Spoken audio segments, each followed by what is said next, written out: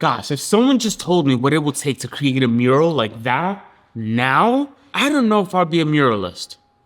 Or would I? My name is Junior Gomez and I'm an artist, muralist, and woodworker. I'm making this video now because there's a lot of things that I've learned over the years in becoming a muralist and things that I think that you should know as well. Now, this video is for aspiring muralists or just regular artists who just want to dabble into murals. I'm not telling you to become a muralist and I'm not telling you not to become a muralist. That is up to you. But I'm gonna be giving you the inside scoop as to what I've learned over the years. So you take it as a grain of salt. And I'm not here to scare you. I'm just telling you the parts that no one really talks about. First things first, everyone thinks that murals are just paint on walls. There's more to that. There's a lot more to that. There is a lot of planning involved. And if you don't understand the planning, you probably are going to stay behind or you're not going to be able to complete the mural the way you want to. Some of the things that you should consider in planning is active communication with your clients. If you're not constantly communicating with your clients to see what it is that they're trying to create or want you to create, then you're going to fail because you're constantly going to be hitting a brick wall because you just are not meeting their expectations in the design that they want to see. The more you know, the better it is for everyone. Take as much information as you possibly can to create a great design, and you may not get it the first time or the second time, and maybe not even the third time, but if you keep learning and taking advice from your client, you will get to the design that they desire. And in my opinion, the design is always the hardest part because you can be there forever, especially if you don't have a limit to the designs that you can create for your clients. So make sure that you set your limits with your clients because they will just keep you going around in circles forever. So let's get into logistics. There's times when you create a mural where you can create it on paper or you can create it using digital software, but once it's time to put it on an actual wall, you're like, how in the world am I gonna do that? Now that takes a lot of planning, logistics, and trying to figure it out. And the more you know beforehand, the better it will be for you. So make sure that when you create murals, make sure that you know what you're gonna be doing when you start creating it in a 100-foot wall, even a small wall, like a 20-foot wall. You also have to realize that in bigger walls, you're going to need rental equipment or may need to buy some equipment that you may not have, like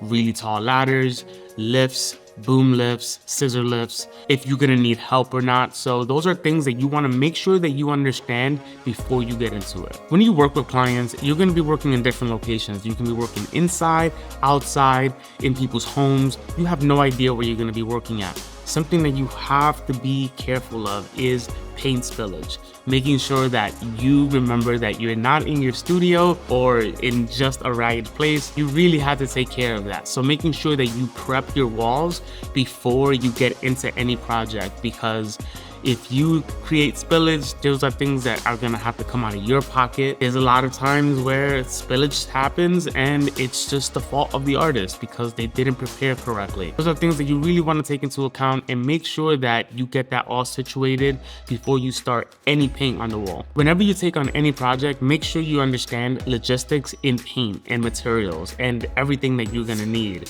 Let's say you're creating a wall that you're gonna need 400 spray cans and your local supplier doesn't have that. You're gonna have to figure that out beforehand. Making sure that you know where you're gonna get your spray paints, making sure that you have your supplies ready at hand once you start, because there's a lot of times that I've gotten to the mural site and I'm like, shoot, I need more of this color, or I need more of these brushes, or I need more of this, and you have no idea where you're gonna get it because some people are out of stock or they just don't have it. Always make sure that you have a checklist or something on hand that keeps you accountable to making sure that you have everything that you need. Scale doesn't equal success. So when I first started out, I thought that getting the biggest walls were the best things ever.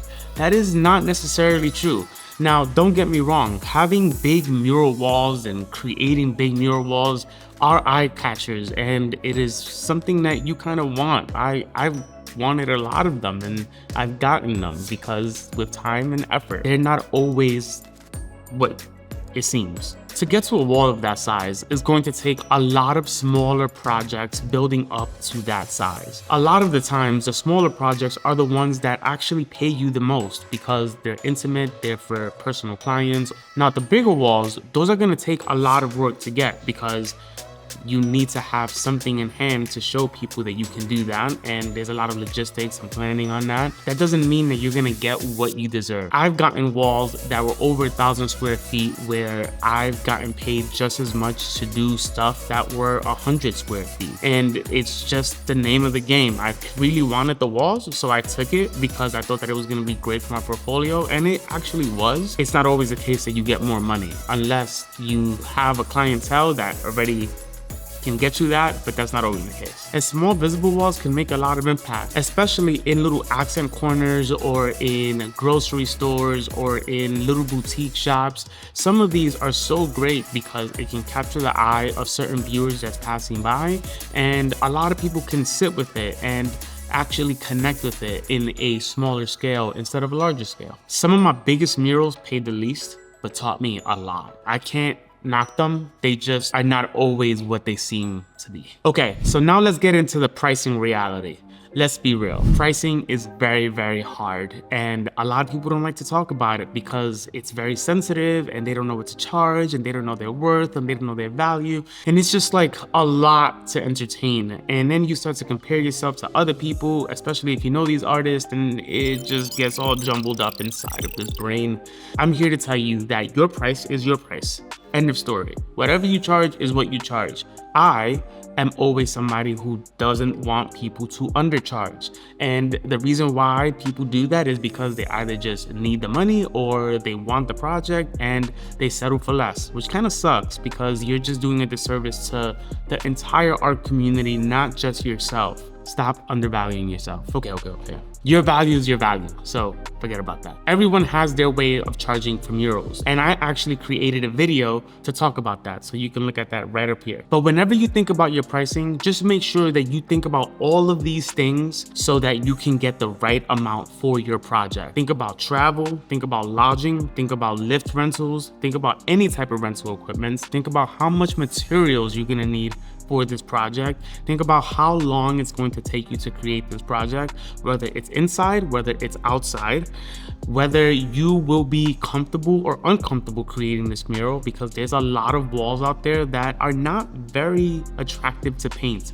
They're very difficult, actually. And I've had a lot of those. When I started painting, I realized, dang, I undercharged and I should have charged more. So with every project, you're gonna be learning, and you're gonna be learning how much you should charge and you shouldn't charge. But just make sure that you're keeping tabs of that, making sure that you understand your value grows with every project that you take.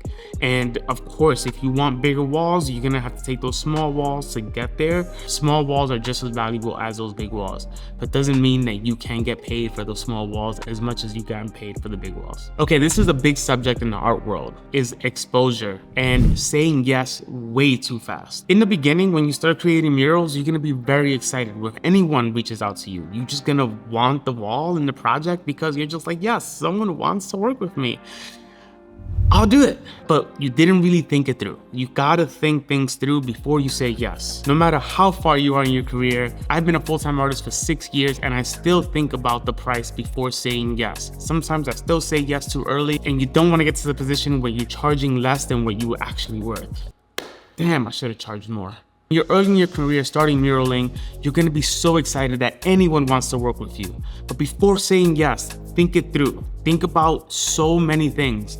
And I don't know exactly what you have to think about because I'm not there seeing the wall, but always make sure you see the wall before saying yes to anything, always. But sometimes that early excitement clouds your judgment. So make sure that you understand what you're getting yourself into, because there's some times that you create murals for people that you are just not very happy with. And it's just something that you feel undervalued and you're not gonna give your whole entire energy to. Most of the time when people say that they can pay you with exposure, do not believe them. I promise you, do not believe them, because exposure doesn't mean anything nowadays. Now, I also don't want to tell you not to take these projects, because sometimes it may be a good opportunity. Like if LeBron James told you that he wanted you to paint his portrait, why wouldn't you do that? Especially if he didn't want to charge you. That's kind of whack because he's a billionaire, but like, you know, Why not? I don't know. I mean, it's really up to you. Exposure doesn't pay rent. People are gonna wanna tell you that they'll pay you with exposure, and this is gonna be great for you and your career, and you're gonna be given so many opportunities after this.